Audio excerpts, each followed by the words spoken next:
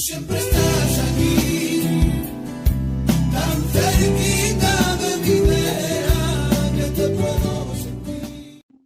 Buenas tardes a todos, o buenas noches a todos. Os mando un abrazo muy fuerte a todos vosotros que estáis en línea, a la Iglesia del Señor Jesucristo, aunque lejanos físicamente, pero cercanos a través de estos medios, cercanos a través de la persona de Cristo y de su Santo Espíritu. Por eso os mando un fraternal abrazo a todos vosotros y deseo que la gracia de Dios esté en vuestros corazones y también en vuestros hogares. Me gozo de la oportunidad que me concede el Señor de poder tener el privilegio, porque es un privilegio, de poder compartir un consejo de la palabra del Señor. Y deseo con todo mi corazón, y así le ruego al Señor, que en esta noche la palabra o el consejo que comparta os sea de bendición, de estímulo y de ánimo para todos vosotros. Si en algún momento el audio se corta, pues el hermano encargado de administrar, pues que toque el botón del sello para reiniciar el audio y así todos podamos escuchar la palabra. Primero, para que la palabra del Señor pueda ser de bendición, tiene que ser entendida. Pero por estos medios, antes de que sea entendida, tiene que ser escuchada.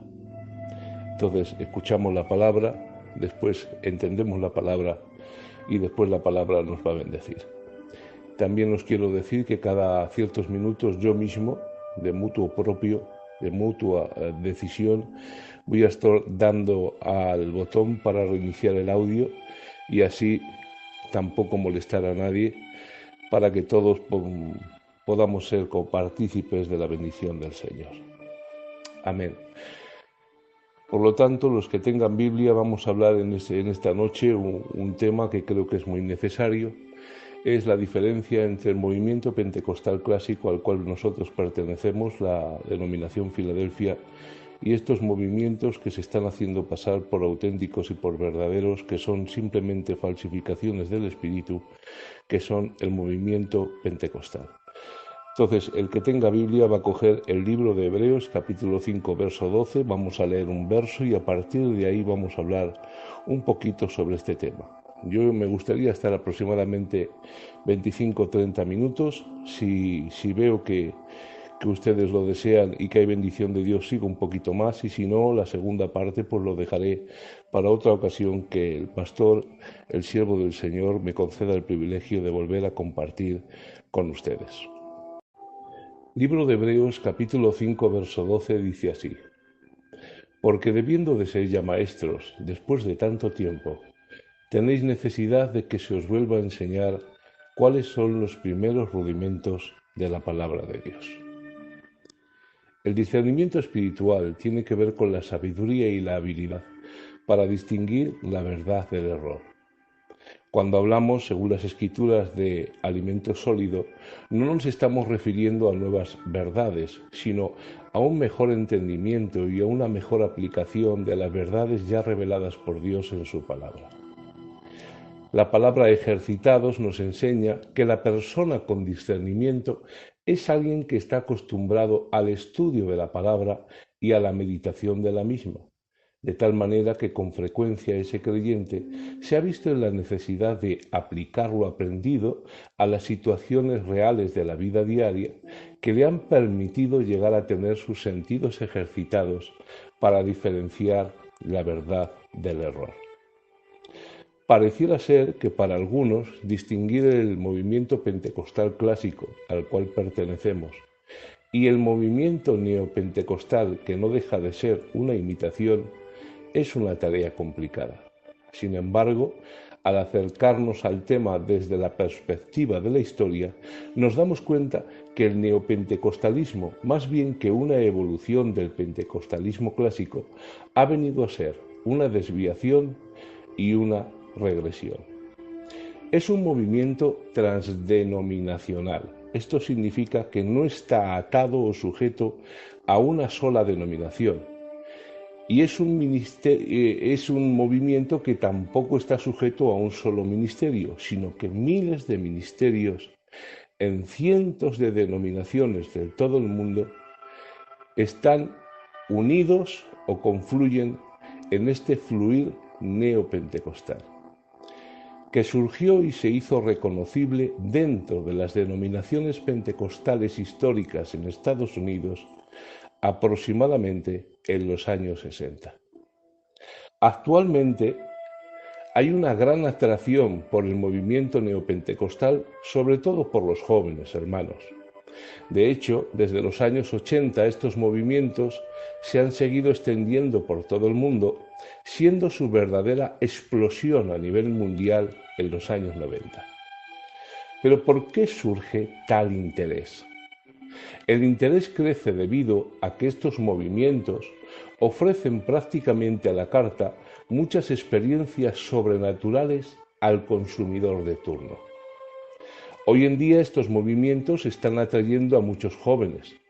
Realizan conciertos, campamentos, encuentros. Son actividades que utilizan estos movimientos para atraer a más multitudes. La verdad es que suenan muy bien, pero el costo que conlleva es terrible. Según los exponentes de este movimiento, ellos dicen que Dios está haciendo algo nuevo, algo diferente, que está trayendo una activación espiritual. Vamos a relatar con atención la declaración de uno de los mayores exponentes del movimiento neopentecostal. Este hombre se llama Jack Dick, y esto dijo en una conferencia de guerra espiritual. Para cumplir los más altos propósitos de Dios en nuestras vidas, debemos poder escuchar su voz, tanto de la palabra escrita como de la nueva palabra hablada desde el cielo. Estar atentos de lo que dice este hombre.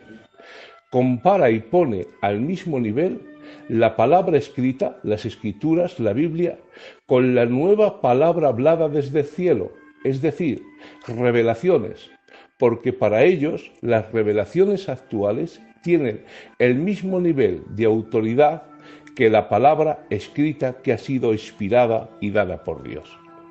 Y sigue diciendo este hombre llamado Jack Dick: Satanás entiende la importancia estratégica de que los cristianos escuchen la voz de Dios, de modo que ha lanzado varios ataques contra nosotros en ese terreno por medio de la doctrina de la suficiencia de las Escrituras.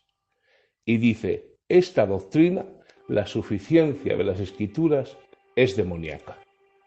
Es sorprendente, ¿verdad?, que un hombre, un exponente del movimiento neopentecostal, exprese y diga públicamente que la doctrina de la suficiencia de las Escrituras es demoníaca.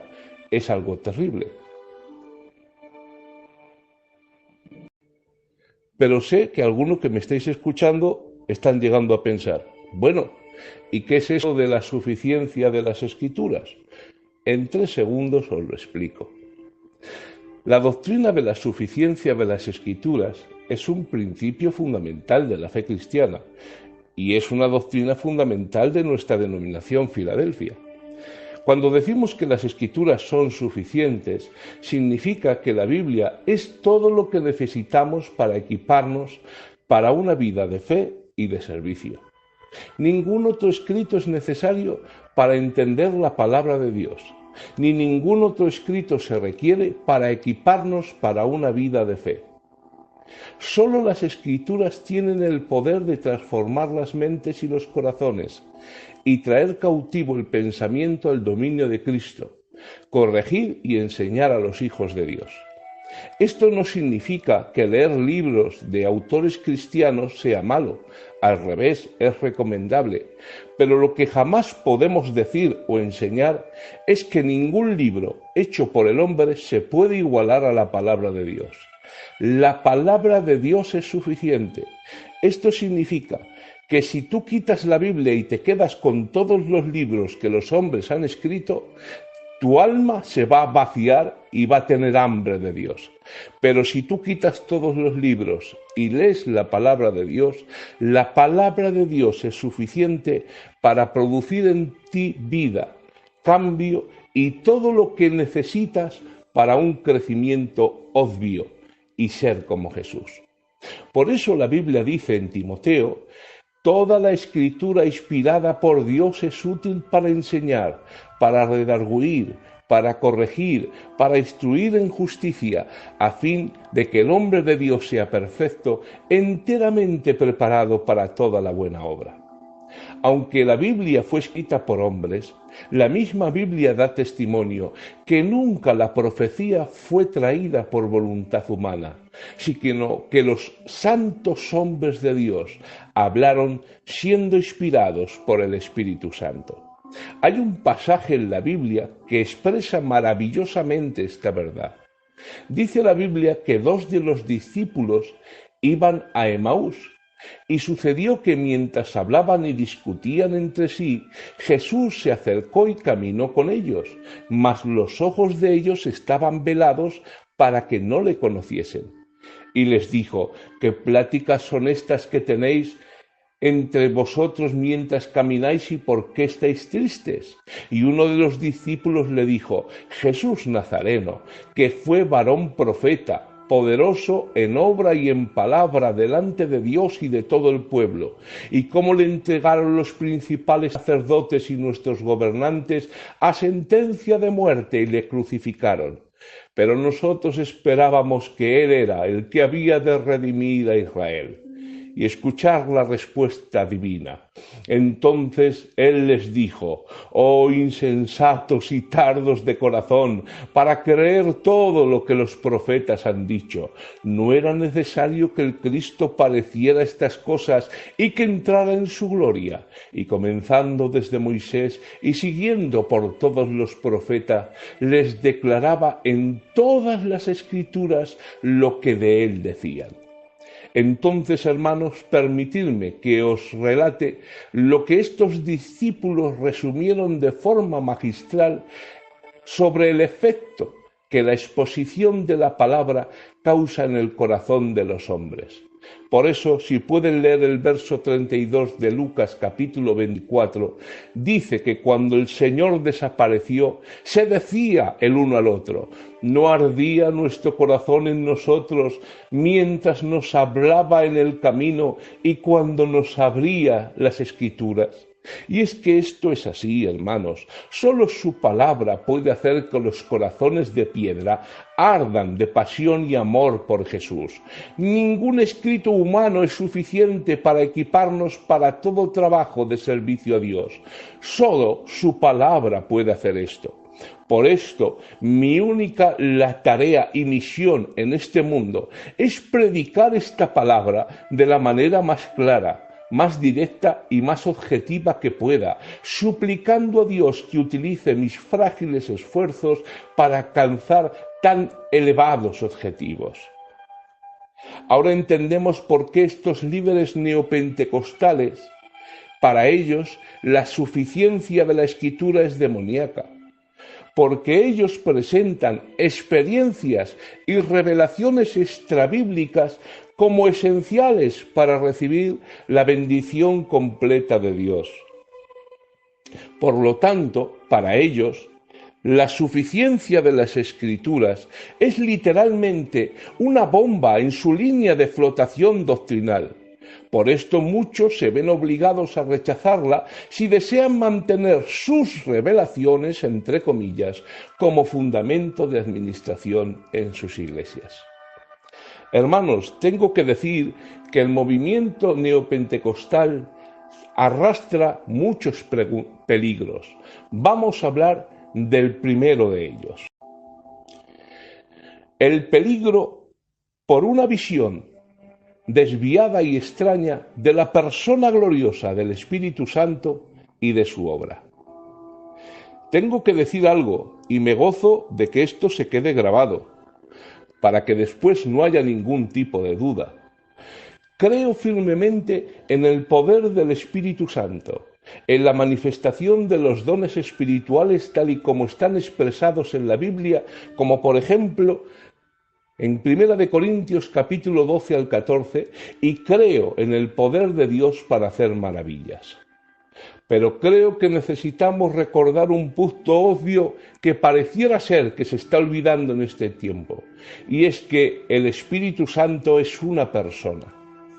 Estoy enfatizando la personalidad del Espíritu Santo, pues si juzgamos por lo que algunos están haciendo y por cómo algunos están administrando, nos queda la impresión de que para ellos el Espíritu Santo es una especie como de gas celestial que desciende del cielo y llena a las personas o un determinado ambiente. Otros tratan al Espíritu Santo como si fuera un viento y llegan al punto de presentarse como capaces de soplar al Espíritu Santo o de enviarlo sobre otros. También los hay que tratan al Espíritu como si fuera una especie de energía celestial, como una corriente eléctrica lanzando Hadouken a diestra y siniestra. Debemos de recordar que Pablo usa un lenguaje figurado cuando determina a los creyentes que sean llenos del Espíritu en Efesios capítulo 5. La expresión de Pablo, que es un lenguaje figurado, realmente invoca la idea de que el Espíritu Santo es como un líquido que se vierte en un recipiente hasta llenarlo completamente. Pero vuelvo a repetirlo, está utilizando un lenguaje figurado. Pero es evidente que para Pablo el Espíritu Santo es una persona, es la tercera persona de la Trinidad, es Dios y no es una fuerza o algo que pudiéramos manipular o que esté bajo nuestro control. Cuando perdemos esto de vista y en la práctica nos referimos a Él como una fuerza impersonal, como resultado creemos que podemos usarlo a Él o a su poder cuando y como deseamos. Así, podemos incurrir en el mismo error de algunos que determinan incluso cuándo el Espíritu va a sanar o va a actuar, cosa que ni siquiera el Señor Jesús y los apóstoles hicieron. A la hora de la verdad, muchos no se distinguen de los testigos de Jehová que les enseñan que el Espíritu Santo es una fuerza que pueden manipular a su antojo. Pero tengo que decir algo y que quede muy claro en esta noche. Tengo que decir que no creo que el hombre pueda manipular a Dios y al Espíritu Santo a su capricho, para que éste haga lo que el hombre quiere, convirtiéndose el hombre en Señor y haciendo a Dios su siervo. Porque, hermanos, ¿quién soy yo para ordenarle al soberano lo que tiene que hacer? ¿Podemos imponerle a Dios nuestros caprichos? ¿Es esta fe coherente y bíblica o ilógica y fantástica? Hay carteles que en ocasiones leemos que dice, esta noche, noche de milagros. Muy bien, majo, porque tú lo digas. Pues tengo que decirte que la sanidad divina no debe ni puede ser manipulada para fines lucrativos ni según el capricho del que la proclama. El Espíritu Santo no da su agenda a nadie. El Espíritu Santo no es criado de nadie ni siervo de nadie. Él hace lo que Él quiere, cuando Él quiere, como Él quiere, porque el Espíritu Santo es Dios. Estos hombres, en sus administraciones desviadas, proyectan una imagen extraña del Espíritu y de su obra que se asemeja más a una mezcla de sincretismo religioso, religiones chamánicas y conjuros mágicos, mucho más a lo que la palabra de Dios nos enseña. Escuchar bien, hermanos, uno de los argumentos más utilizados para justificar cosas extrañas que ocurren en los cultos neopentecostales es que transgiversan un verso o una declaración de Pablo que está en 2 de Corintios capítulo 3 verso 17. Y dice la Biblia, porque el Señor es el Espíritu, y donde está el Espíritu del Señor, allí hay libertad. Pero tengo que decir algo, hermanos. Libertad en el Espíritu no significa libertad para inventar maneras nuevas de prestarle culto. Sería una contradicción del Espíritu llevar a su pueblo a adorar a Dios de forma contraria a la palabra que Él mismo inspiró.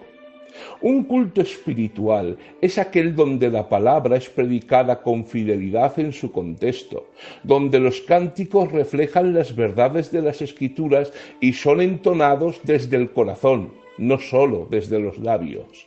Un culto espiritual es donde las oraciones son hechas en el nombre de Jesús por aquellas cosas y peticiones lícitas que la Biblia nos enseña a pedir. Un culto espiritual es donde la Santa Cena y el bautismo de aguas se celebran de manera digna. Un culto espiritual combina fervor con entendimiento, alegría con solemnidad, sentimiento con racionalidad.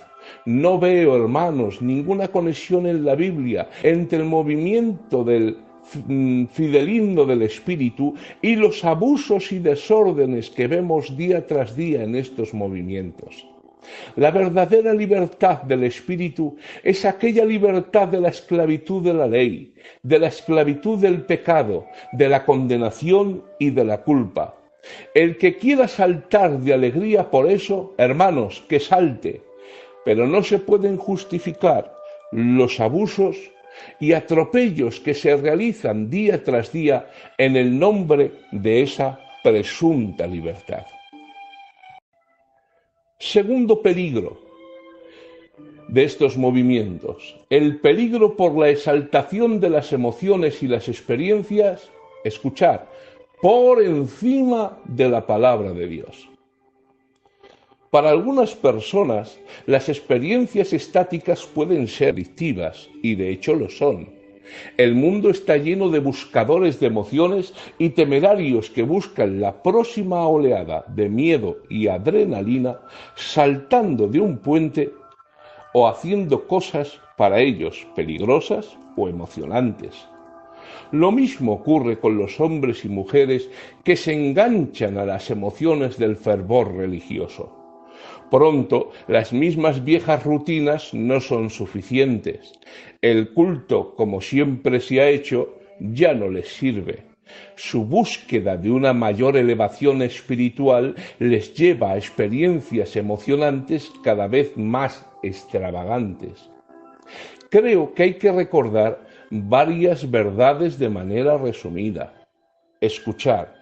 Tengo que decir que la reacción de una persona a un estímulo en particular es algo particular de la propia persona y de su carácter. ¿Y esto qué significa?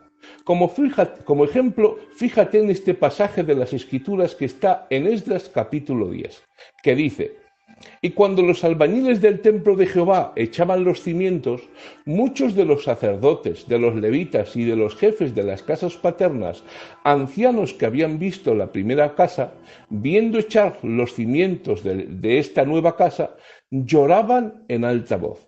¿Esto qué significa? Que cuando Nabucodonosor conquistó Jerusalén y destruyó Jerusalén y con ella el templo, muchos fueron llevados cautivos a Babilonia. Esto significa, hermanos, que muchos niños fueron cautivos en Jerusalén y fueron llevados a Babilonia. Jeremías profetizó que iban a estar allí 70 años. Y hermanos, lo que profetizó Jeremías se cumplió. A los 70 años empezaron a venir de Babilonia. Y esos jovencitos que fueron a Babilonia cautivos, ellos habían visto con sus ojos la casa a Jehová, el templo de Salomón. Y vieron, hermanos, su grandeza y también vieron cómo fue quemado y destruido. Cuando vuelven ya no eran jovencitos, ya no eran niños. Te pongo un ejemplo de un niño de 15 años que vio el templo original, fue a Babilonia, pasó 70 años y volvió. Cuando volvió ese hombre tenía 85 años y como él, mucho de su generación que había sobrevivido. Y cuando vieron que estos ancianos, que el pueblo volvía a su tierra, y que se empezaba a levantar las murallas de Jerusalén, y que el cimiento del templo de la casa de Jehová de nuevo era levantado, al ver esto, dice la Biblia, lloraban en alta voz, hermanos, a gritos, porque se recordaban cuando eran niños el templo de Salomón que había sido quemado y destruido, y al ver que de nuevo la casa era levantada, lloraban con alta voz. Pero había allí también muchos jóvenes viendo cómo el cimiento era levantado. Ellos no habían visto la anterior casa, ellos no habían visto cómo había sido quemado el templo de Salomón, ellos no habían visto cómo había sido destruida la ciudad, sino que eran jóvenes que habían crecido seguramente en los últimos años de la deportación en Babilonia y habían vuelto a Jerusalén, y ahora ven cómo se levanta de nuevo el templo y cómo se echa el cimiento. Y pueden leerlo ustedes en el verso 12. Mientras que los jóvenes, dice la Biblia, daban gritos de alegría. ¿Te das cuenta? Los ancianos que habían visto la casa primera, al ver echar los cimientos, lloran.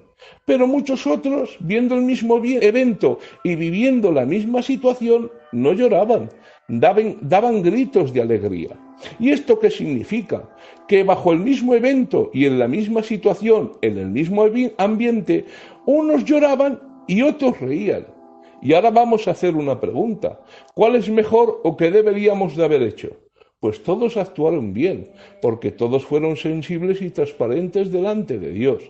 Uno, el ver eso les produjo lloro, y otro, el ver lo mismo les produjo risa y alegría. Y hermano, es lo que he dicho anteriormente, que la reacción de una persona a un estímulo en particular es algo particular de la propia persona. Tú ves algo o estás en un culto y sales llorando, y otro sale riendo, y otro sale saltando, y otro está callado. Entonces, ¿cuál es mejor? No es mejor ni uno ni otro, hermano, porque cada uno reacciona a los mismos estímulos según el carácter propio de cada uno.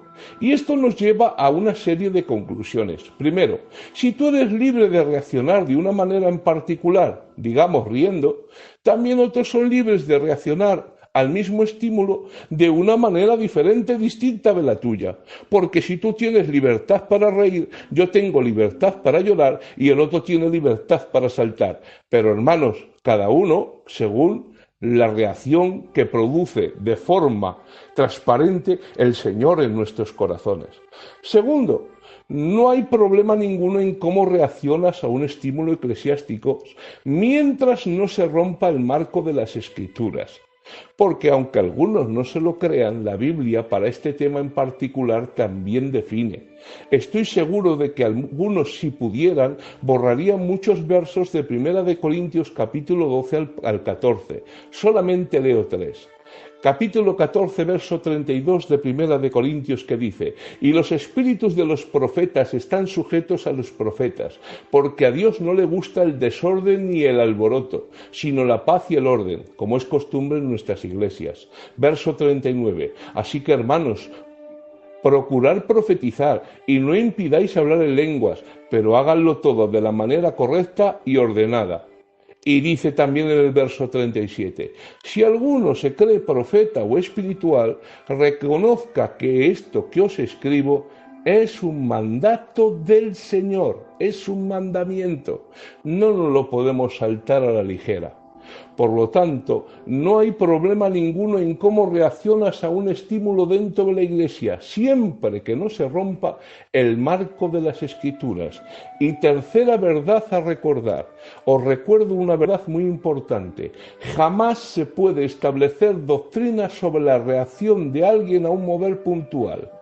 Por ejemplo, si ahora cuando oran por ti lloras, eso no significa que se tenga que llevar esto a una doctrina, que cuando se ore por la gente todos tengan que llorar. O dícese reír, o dícese saltar, o dícese caerse. No se puede establecer doctrina sobre la reacción de alguien a un mover puntual, porque al ser la reacción de alguien estar intrínsecamente unido a cómo es particularmente, entonces, hermanos, como cada uno es un mundo, reaccionaríamos de 1000 maneras diferentes a diferentes estímulos. No podemos caer en ese error, hermanos míos. No se puede establecer doctrina de un mover puntual. Para entender esta verdad, me gustaría poneros un ejemplo con muy buena sombra que sé que os va a hacer bien a todos los que me escuchéis. Mirad qué ejemplo, hermanos.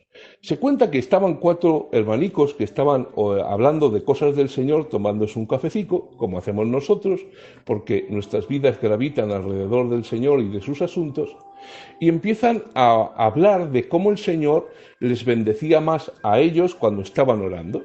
Y uno se pone, pues hermanos, a mí la forma que Dios me bendice más es cuando estoy en mi banco, que están llevando una oración de estas de por la noche maravillosas, y yo me pongo con mis manos en el respaldo de adelante, me pongo a orar y Dios me bendice así mucho. Gloria a Dios, le dijeron los demás. Pues a mí, dijo el segundo, me bendice muchísimo el Señor cuando me pongo de rodillas en una esquinica del culto en oración por la noche, empiezo a orar y Dios me bendice fuera de lo normal. Gloria a Dios. Y otro dice, pues a mí, hermanos, me la gozo. Cuando empiezan a llevar estos cultos de oración, yo me pongo atrás del todo y me empiezo de pie a darme como paseos, levantando la mano y glorificando a Dios y orando. Y cuando empiezo a orar así, andando, levantando las manos y clamando a Dios, Dios me bendice muchísimo.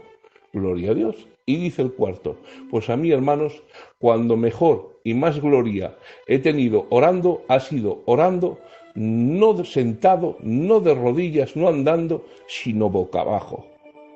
Dice, hermano, boca abajo. ¿Y cómo es eso? Y este hombre expresó, ¿sabéis que tengo una casa con un patio? Sí. ¿Y en el patio tengo un pozo? Sí. Pues una vez, intentando sacar agua del pozo, me resbalé y caí al pozo, con tan buena suerte que la pierna y el pie se me quedó enredado en la cuerda. Y hermanos, cuando estaba boca abajo en el pozo, no veas tú cómo oraba. Hermanos, si tenemos que imitar a este cuarto y la bendición viene orando boca abajo, de verdad que lo pasamos mal. Pero cada uno es distinto y en esa pluralidad de reacciones hay bendición. Habiendo dejado este tema muy claro, permíteme que te exprese el peligro que hay detrás de estos movimientos.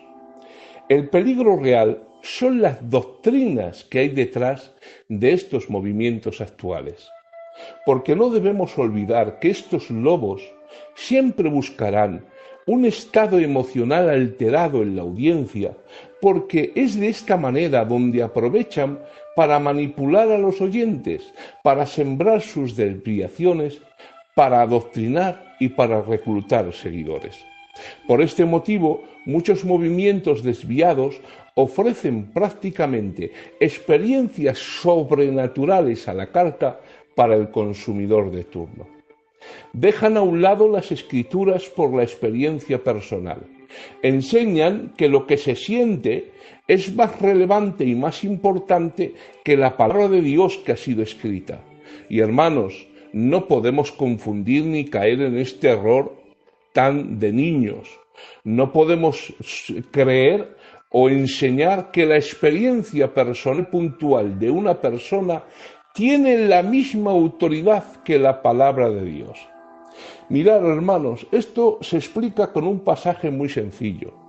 En el libro de Hechos capítulo 16 dice las Escrituras que Pablo y Silas han sido metidos presos en el calabozo de más adentro, les han dado un palizón, están con los cepos, están encadenados y están a oscuras totalmente. Y en esa circunstancia empiezan a cantar un himno al Señor. Hermanos, el Espíritu de Dios se manifiesta de una forma gloriosa.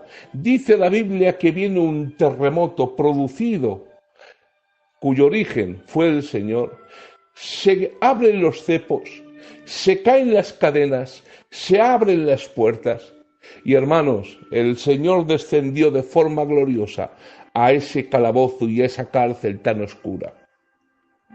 Hermanos míos, la Biblia lo pueden leer en el verso 27.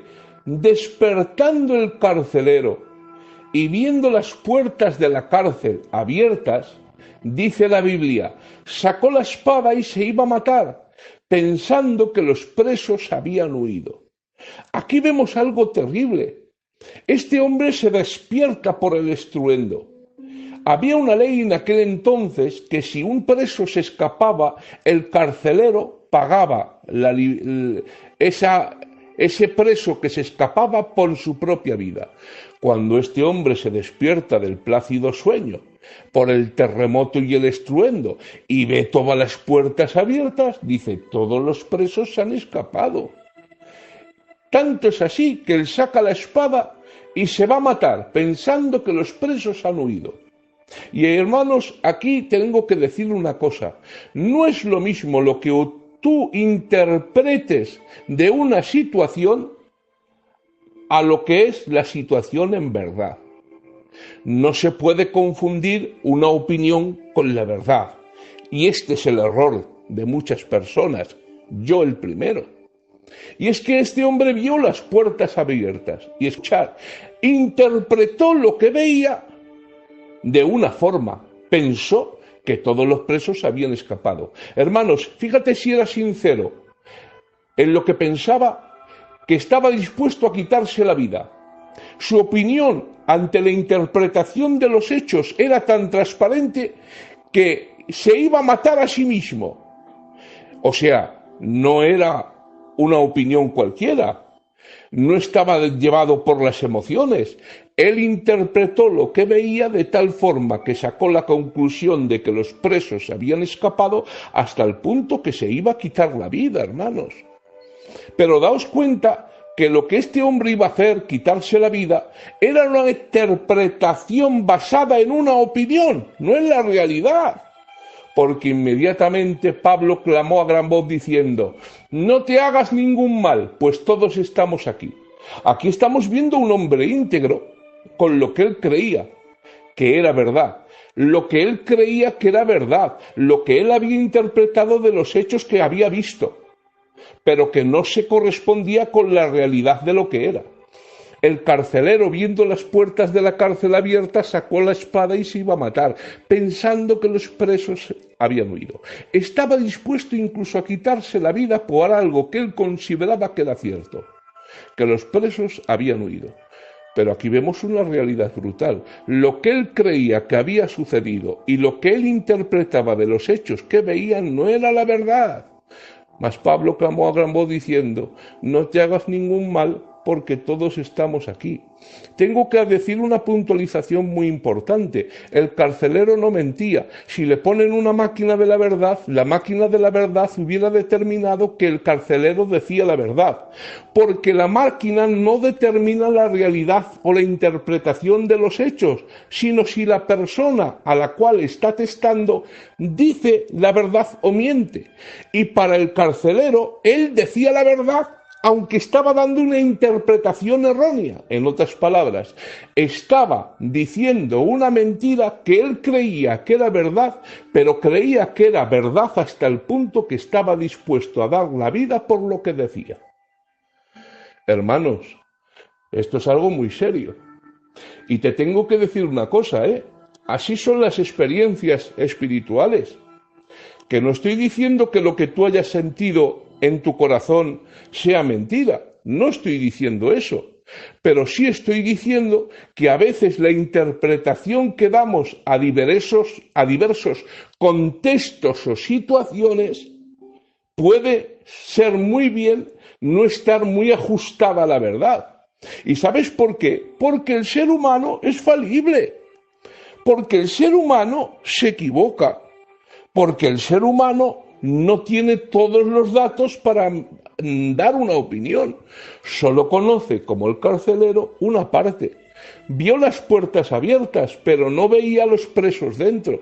Por eso, al ver solo las puertas abiertas, emitió una conjetura que le llevó a una conclusión que le llevó a quererse quitar la vida por aquello que él creía que era verdad.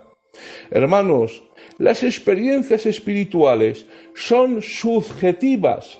Esto significa que tú no puedes establecer una doctrina por una experiencia espiritual. Eso no nos lo permiten las Escrituras. Se necesita una verdad más grande, y esta es la verdad de la palabra de Dios. Por eso nos dicen las Escrituras que por muy bonita que sea la visión que tú tengas, o la profecía que tú nos hayas traído, la profecía y la visión siempre tiene que ser examinada. ¿Por qué? Porque aunque haya revelación o parte de revelación en una profecía, esta viene mezclada con conceptos y sentimientos humanos. Por eso dice Pablo, examinar las profecías. No las despreciéis, pero examinarlas, hijicos míos, porque vienen mezcladas. No así la palabra del Señor. ¿Sabes por qué la profecía de alguien que profetiza se tiene que examinar y la palabra del Señor no? Porque la palabra fue revelada pero fue inspirada, y la inspiración es la capacitación dada por el Espíritu Santo a los santos hombres de Dios para expresar el mensaje divino sin error. El profeta en la actualidad, el que dice así dice el Señor, tiene revelación pero no inspiración. Y al no tener inspiración, el mensaje puede tener errores. Por eso vuelvo a decir que dice Pablo, examinar las profecías, porque vienen mezcladas con cosas. Ninguna experiencia, hermanos, tiene el nivel de la palabra de Dios. Ninguna experiencia puede establecer doctrina. Solo la palabra de Dios interpretada en su contexto tiene el poder de guiar y establecer la vida de los creyentes. Y termino con esto. Dejamos los otros puntos para otro día. El movimiento neopentecostal trae un gran peligro por una mala exégesis de las Escrituras. En otras palabras, porque siempre interpreta torcidamente las Escrituras. La inmensa mayoría de los exponentes y expositores del movimiento neopentecostal tuercen el texto sagrado, lo sacan del contexto para justificar sus desvaríos y locuras. Les importa un pimiento torcer la Biblia al predicar. Y os voy a poner dos ejemplos que sé que cuando me escuchéis os van a quedar los ojos como platos. En el libro de Marcos capítulo 16 verso 17 dice así la palabra del Señor. Y estas señales seguirán a los que creen. En mi nombre echarán fuera demonios, hablarán nuevas lenguas, tomarán en las manos serpientes, y si bebieren cosa mortífera no les hará daño. Sobre los enfermos pondrán las manos y sanarán. ¿Quién no conoce estos versos de las Escrituras? ¿Quién no los ha leído 1000 veces? Pero fijaos en lo que dice la Biblia.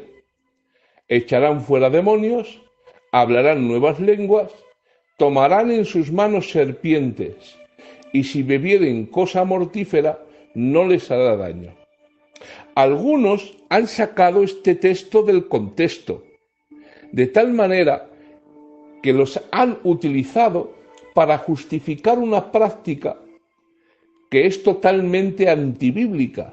Esto está pasando en la actualidad en muchas iglesias en Estados Unidos, y es que les ha llevado este verso literalmente a manipular en la iglesia, en el culto, serpientes venenosas en medio de la congregación como una demostración de parte del siervo de que es un siervo fiel y que tiene fe. Un antiguo pastor de este movimiento llamado Jamie Cott falleció por una mordedura de serpiente en pleno culto. Como es habitual en estos casos de estos hombres y de estos movimientos, Koch se negó a recibir atención médica, se fue a su casa, perdió el conocimiento y murió. Hay otro llamado Randy Warford, pastor de una iglesia en Virginia Occidental, que también murió de una mordedura en el 2012. Tenía 44 años y este mismo hombre, su padre había muerto del mismo modo 29 años antes. Que se sepa, hay 103 casos confirmados de predicadores muertos por picaduras de serpientes venenosas en el culto, en un culto, hermanos. ¿Y esto por qué? porque han tomado este pasaje de forma literal. Tomarán en sus manos serpientes y si bebieren cosa mortífera no les hará daño. 103 casos confirmados de pastores que mueren por picaduras de serpientes dentro de los mismos cultos. Y es que, hermanos, torcer las escrituras y sacar las escrituras de contexto tienen sus consecuencias. Esta noticia que les voy a relatar también es terrible. Esto lo voy a decir tal como fue anunciado en un periódico. Un pastor fue devorado por unos cocodrilos tras intentar caminar sobre las aguas como Jesucristo. El suceso ocurrió en Zimbabue. De acuerdo con el referido medio, el pastor había llevado a su congregación hasta un lugar conocido como el Río de los Cocodrilos para mostrarles uno de los milagros más conocidos descritos en la Biblia. Cuando el pastor intentó reproducir la escena bíblica, se hundió en el río como un plomo y fue devorado por 3 cocodrilos frente a los fieles de su propia iglesia. Tras el hecho, uno de los miembros de la parroquia explicó que el pastor quería demostrarle su fe, pero nada salió como lo planeado, a pesar de que el predicador, escuchar bien, ayunó y oró durante toda la semana para este acto. Todo lo que quedaba de él cuando terminaron de comer los cocodrilos fue un par de sandalias flotando en el agua. ¿Y por qué viene esto? Porque esta gente enseñan pasajes descriptivos de las Escrituras y lo sacan de contexto y lo aplican como promesas personales. La Biblia, hermanos, no puede ser utilizada así. Eso es simplemente manipulación. Estoy seguro de que si una persona empieza a decir a terceras personas cosas que tú no has dicho y pone en tu boca palabras que tú no has hablado, estoy seguro que al enterarte te sentaría mal.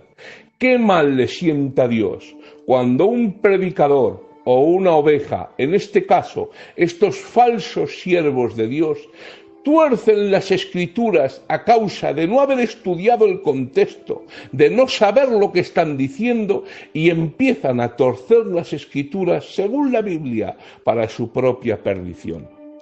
Usted no puede coger un pasaje descriptivo de las escrituras y aplicarlo como que es una promesa personal. Le explico. Muchos dicen, todo lo que pise la planta de vuestros pies será nuestro. Pisa esa casa, pisa ese terreno, pisa ese coche, porque todo va a ser tuyo. Hermano, eso no es una promesa de Dios para ti. Eso fue una palabra que Dios dio a Josué y por ende al pueblo de Israel, porque Dios había prometido la tierra de Canaán a la nación de Israel 400 años antes. Por eso les dijo, todo lo que pise la planta de vuestros pies será vuestro. Esto no significa que si pisas el coche Dios te lo va a dar, que si pisas simbólicamente el trabajo Dios te lo va a conceder, o que si pisas la casa, esto, lo otro, eso Dios te lo va a otorgar. Eso es mentira, hermanos. No se puede coger un pasaje descriptivo de las Escrituras y aplicarlo como que es una promesa personal. El error de este pastor, de este movimiento neopentecostal, es que cogió una palabra que Jesús dijo a Pedro específicamente, que le dijo, ven, y él se pensaba que era una promesa para él, o que quizá es una promesa para nosotros. Date cuenta que estuvo orando y ayunando. Pero hermanos, este hombre se hundió, porque Dios no se responsabiliza de aquello que él no dice. Y por desgracia, estamos atribuyendo a Dios muchas cosas que Él nunca ha dicho, sino que son palabras fuera de contexto. De ahí la importancia del siervo de Dios, que interprete las Escrituras en su contexto. A veces decimos un texto y ya lo sacamos del contexto, como por ejemplo ese texto que muchas veces decimos porque nos interesa decirlo, como por ejemplo, la letra mata y el espíritu vivifica. Menos letra que te hace la cabeza muy grande y más mover del espíritu. Hermanos, eso es una tontería. Cuando habla la letra mata, el espíritu vivifica, la letra mata se está refiriendo a la letra de la ley, que en la ley había maldición, mas el espíritu vivifica se está refiriendo a la dispensación de la gracia, que gracias a la muerte y resurrección de nuestro Señor Jesucristo, la persona que cree en Él, el Espíritu Santo, viene a morar a la persona y no solamente le dice lo que está mal, como la ley, sino que también le capacita para hacer el bien. Eso es lo que dice la Biblia. No está diciendo la Biblia que no la estudies, que no la leas, que no hay que leer la Biblia. Eso, hermanos, son palabras fuera de contexto. Y no podemos, hermanos, sacar un texto y decir lo que nos dé la gana, porque cuando se tuercen las Escrituras, traen malas consecuencias. Hermanos, estos movimientos están llenos de mensajes donde el predicador de turno tuerce las Escrituras según le interese. Por ejemplo, Guillermo Maldonado dice que el árbol de la ciencia del bien y del mal era el diezmo y que por ese motivo, cuando Adán y Eva comieron del árbol que es el diezmo, al comer aquello que era de Dios, cayó sobre ellos la maldición de Dios y toda la ruina que vino después. ¿Por qué tuerce este hombre así la palabra? Muy sencillo, porque este hombre predica y vive por y para el dinero, y le interesa torcer la Escritura para justificar sus administraciones. Es por esto que, según últimas estimaciones, la fortuna personal de Guillermo Maldonado son aproximadamente 240 millones de dólares. Pero dice la Biblia, tuercen la Biblia para su propia perdición. Porque, hermanos, el torcer las Escrituras tiene malas consecuencias. Bueno, son las 11:22. Creo que hasta aquí vamos a dejar la palabra en esta noche. Si el Señor lo permite, otro día continuamos un poquito más. Creo que hasta aquí, pues ya está bien, hermanos. Son un ratico de unos 50 minutos, creo que me he pasado. Perdónenme por emocionarme predicando la palabra. Espero que les haya hecho bien la palabra del Señor. Les mando un abrazo a todos, hermanos. Que el Señor les bendiga mucho y hasta otra. Gracias en el nombre del Señor. Del Señor. Del Señor. Del Señor.